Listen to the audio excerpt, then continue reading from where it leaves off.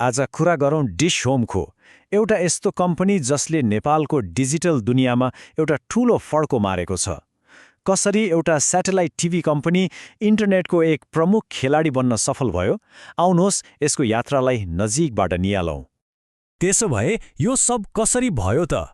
यो प्रश्नले डिश होमको अविश्वसनीय यात्राको सार बताउँछ। ल, यही प्रश्नको उत्तर खोज्दै अगाडि बढौँ। डिश होमको आजको सफलता बुझ्न हामीले अलिकति पछाडि फर्केर हेर्नुपर्छ। त्यो समयमा जब यो टेलिभिजनको दुनियाँमा एक अग्रणी नाम थियो। यो टाइमलाइनले के देखाउँछ भने इन्टरनेट बजारमा हाम फाल्नु अघि डिश होमले स्याटेलाइट टिभीमा लगभग 1 दशक राज गर्यो। अनि आयो 2020। यो साल उनीहरूको लागि साँच्चै नै एउटा गेम चेन्जर साबित भयो।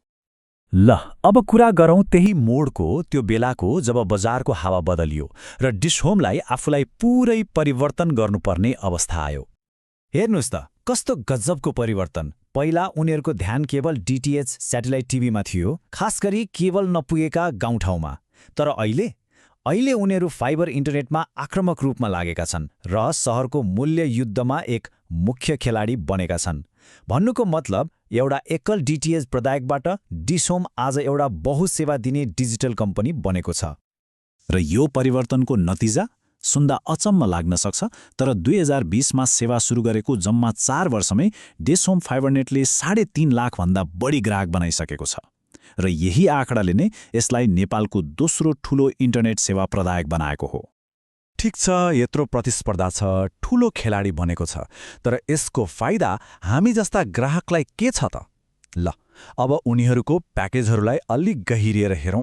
पैसा तिरेपछि आखिर के पाइन्छ त? सबैभन्दा पहिले त उनीहरूले दिने 2 खालको टिभी सेवाबारे बुझ्नुपर्छ। एउटा हो परम्परागत डीटीएच, मतलब छाता राखेर हेर्ने। यो फाइबर नपुगेको दुर्गम ठाउँको लागि एकदमै राम्रो भयो। अर्को छ आइटिभी, जुन चाहिँ इन्टरनेटबाट चल्छ। फाइबर जडान भएको ठाउँमा यसले मौसमको कुनै झन्झट बिना क्लियर टिभी देखाउँछ। अब इन्टरनेटको मात्र कुरा गर्दा उनीहरूको वार्षिक प्याकेज हेर्दा मूल्य निकै आकर्षक देखिन्छ। जस्तै 300 एमबीपीएस को इन्टरनेटको लागि वर्षको लगभग 12,000 रुपैयाँ। हिसाब गर्ने हो भने महिनाको 1,000 रुपैयाँ जति मात्रै। यो मूल्यले बजारका अरू ठूला कम्पनीहरूलाई पक्कै पनि कडा टक्कर दिएको छ। अनि इन्टरनेटसँगै क्लासिक स्याटेलाइट टिभी मतलब डीटीएच चाहियो भने नि त्यसको लागि कम्बो प्याकेज छ। यहाँ एउटा रमाइलो कुरा के छ भने 200 र 300 एमबीपीएस को प्लानको भाउ एउटै छ, लगभग 14,800। अघिको इन्टरनेट मात्र प्लानसँग तुलना गर्ने हो भने करिब 2,800 रुपैयाँ बढी तिर्दा वर्षभरि टिभी पनि हेर्न पाइयो। राम्रै डिल है। र फाइबर जडान भएकाहरूका लागि आइटिभी कम्बो छ, जसको मूल्य पनि डीटीएच कम्बोकै हाराहारीमा छ। तर यहाँ एउटा कुरा ध्यान दिनुस् है, 200 एमबीपीएस को आइटिभी कम्बो उही स्पिडको डीटीएच कम्बो भन्दा 2,000 रुपैयाँ भन्दा बढीले सस्तो छ। यसले सहरका ग्राहकहरूलाई आइटिभीतिर तान्न खोजेको प्रष्टै देखिन्छ। तर मूल्य मात्रै सबै कुरा होइन, हैन त?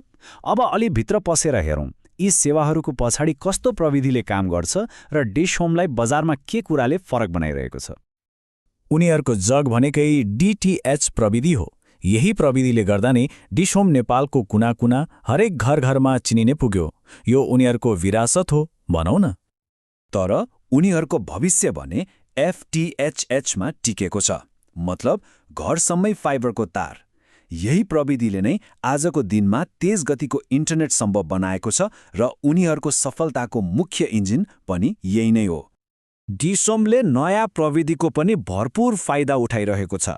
जस्तै उनीहरूले वाइफाई 6 राउटर दिन्छन्, जसले घरमा धेरै डिभाइसहरू एकै पटक चलाउँदा पनि स्पिड राम्रो आउँछ। यति मात्र होइन, फाइबर नपुगेको ठाउँमा स्याटेलाइटबाटै इन्टरनेट दिने योजना छ। अनि ठूला व्यवसायहरूको लागि छुट्टै उच्च सुरक्षा भएको नेटवर्क पनि उनीहरूले दिन्छन्।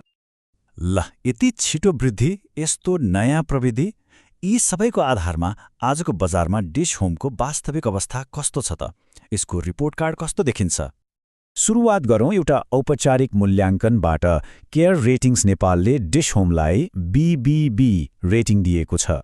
अब सरल भाषामा भन्दा यसको मतलब कम्पनी आर्थिक रूपमा ठिकै छ, सुरक्षाको स्तर मध्यम छ र जोखिम पनि मध्यम नै छ। यसले लगानीकर्ता र साझेदारहरूलाई कम्पनी कतिको भरपर्दो छ भन्ने सङ्केत दिन्छ।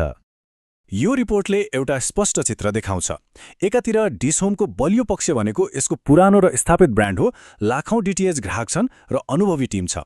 अर्कोतिर कमजोरीहरू पनि छन्। इन्टरनेट विस्तारमा धेरै पैसा खर्च भइरहेको छ, बजारमा प्रतिस्पर्धा एकदमै कडा छ, अनि विदेशबाट सामान ल्याउँदा डलरको भाउ घटबड हुँदाको जोखिम पनि छ।